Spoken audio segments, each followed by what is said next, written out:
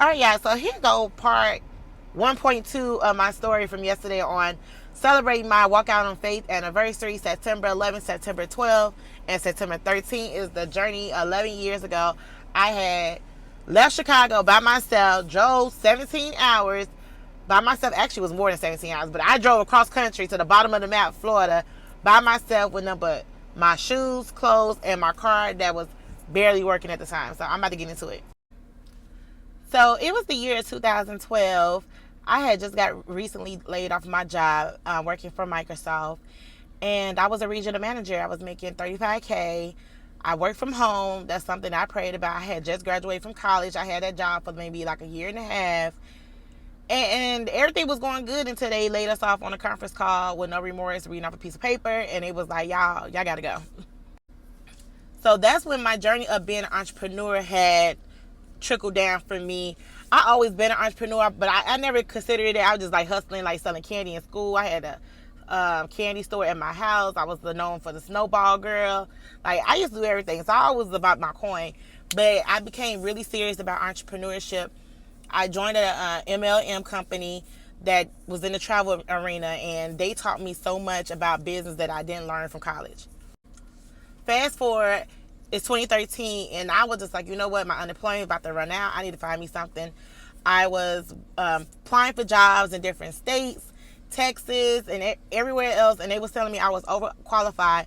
Mind you, I was making 35K salary in 2011, fresh out of college, so I was overqualified for that time period, and it was being very, what's the word I want to say?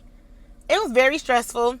Also, it was disheartening, and it was like depressing, because it's just like I did all this work, graduated, and you telling me that I'm overqualified for a job.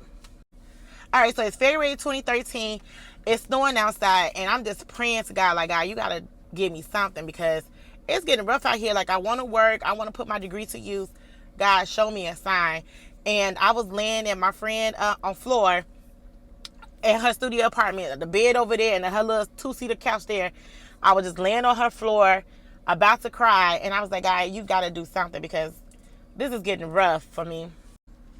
Now I'm laying down on the floor, and I'm getting ready to roll over. It was maybe like 2:30 in the morning, maybe 3 o'clock in the morning, and I'm about to doze off, and I heard this strong voice saying, "Move to Tampa."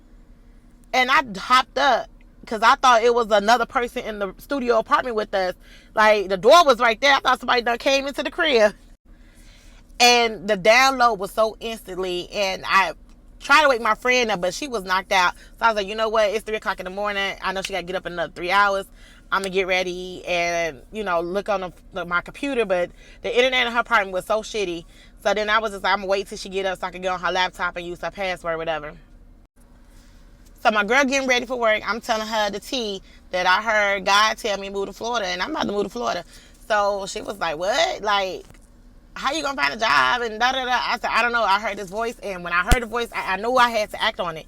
Like, when God give you that download, it's like it's time for you to move. So she went to work, 7 o'clock in the morning. I am researching apartments and things like that in Tampa, Florida.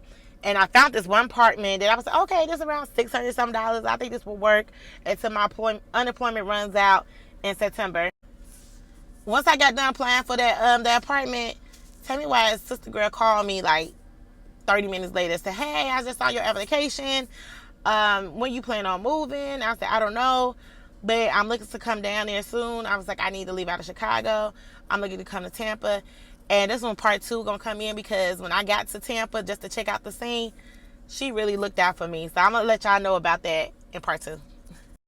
Oh, and excuse the stain on my shirt. I'm at Wawa, and the water had done spilt on my shirt from me eating an icy.